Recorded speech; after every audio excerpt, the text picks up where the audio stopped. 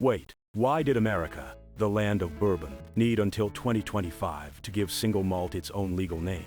Put a single malt bottle between a row of bourbon bottles, and it looks like a nervous new kid at the bar. But this drink was not new to the school. It was just written onto the attendance sheet late.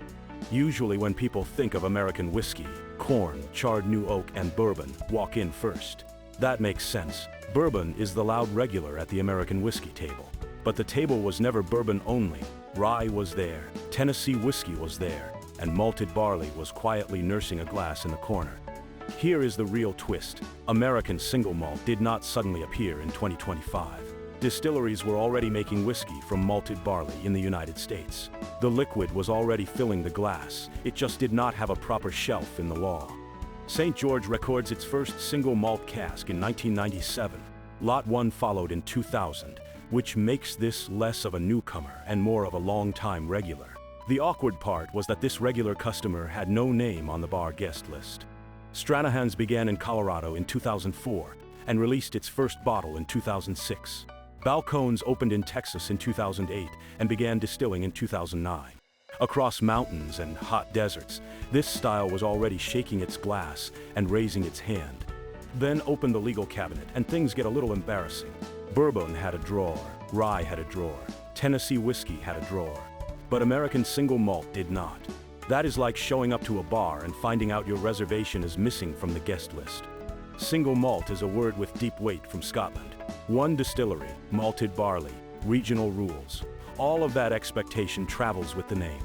Once the word crossed into America, everyone started scratching their heads and asking, what should an American version promise? Westland remembers March 2016, when several distilleries met north of Chicago during a snowstorm. Picture the windows covered in snow while people inside debate the future of barley whiskey. At a normal bar table, someone might buy a round of drinks. Here they started passing around a legal standard. In 2017, the story moved into the machinery of government. S.O. Alambic, Remy Cointreau, Westland, and others petitioned the TTB for an American single malt standard. The barroom gossip had become a document knocking on the door of federal labeling rules. By 2018, support had gathered around the idea. The American Single Malt Whiskey Commission's proposal was recorded with support from more than 130 producers. This was not one distiller saying, hey, please name this thing.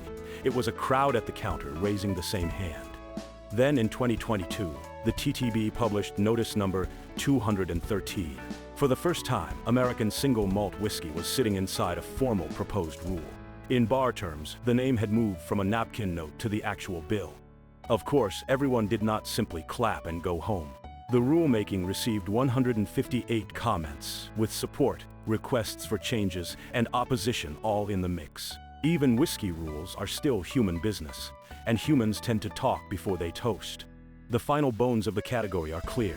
It must be 100% malted barley, mashed, distilled, and aged in the United States, and distilled at one U.S. distillery. Here, single does not mean drinking alone. Thankfully, it means one distillery as a legal promise. Used oak, new charred oak, and new uncharred oak can all be used, as long as the cask is 700 liters or less. So this was not Scotland's suit-copied stitch for stitch. America wore its own work boots with it. Here is the part that often gets confused. American single malt is not automatically a minimum 2-year whiskey. The general American single malt whiskey standard has no separate minimum aging period. But straight American single malt whiskey needs at least 2 years. One word on the label, straight, suddenly makes the bottle sit up a little straighter. The final rule was signed and published in December 2024, and it took effect on January 19, 2025. That day did not create a brand new drink. It gave a legal name tag to a whiskey that was already in the glass. Of course, labels do not all change overnight like someone snapped a cork. Previously approved labels received a possible 5-year transition, leading toward January 19, 2030. Law can stamp the paper quickly, but bottles move through dark warehouses at their own slow speed. In 2026, Root Shoot American Single Malt 4-year bottled in bond drew major attention at the London Spirits competition. That does not prove every American single malt is world-class. That would be barstool confidence, not evidence. but it does show that the world was starting to sniff out and rid the new name on an international stage. In the end, this is not just a story about flavor. American single malt became a name that tells you where the whiskey came from and what promises it has to keep. The day that label appeared beside bourbon, American whiskey made its own bar table a little wider.